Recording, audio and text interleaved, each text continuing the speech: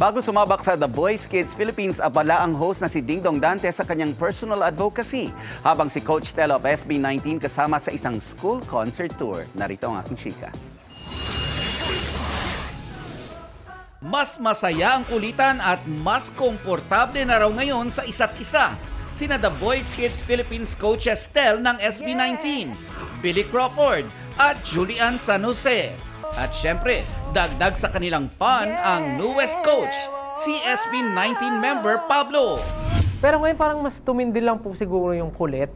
Dahil kay Pablo? Dahil kay Pablo. Parang dumagdag po yung mga asar sa akin eh. Parang hindi po ako nakahanap ng kakampi. Nakahanap po ako ng bagong mga away sa akin. Parang ganun. Tatlo na po silang magkakakampi ngayon. Habang hindi pa nagsisimula ang The Voice Kids Philippines, busy sa kani-kanilang commitments ang coaches. Si Stel, kasama ngayon sa concert series na We Play Here School Tour, kung saan mainit ang pagtanggap sa kanya ng fans, lalo na kapag pine-perform niya ang kanyang single na Di Ko Masabi, na kasama sa kanyang EP na Room. Special para kay Stel ang kanta na gawa mismo ni National Artist for Music Ryan Cayabyab. Si Kapuso Primetime King Dingdong Dantes na host ng The Voice Kids Philippines, patuloy ang pagpupush ng kanyang personal advocacies, kabilang na ang disaster preparedness and volunteerism.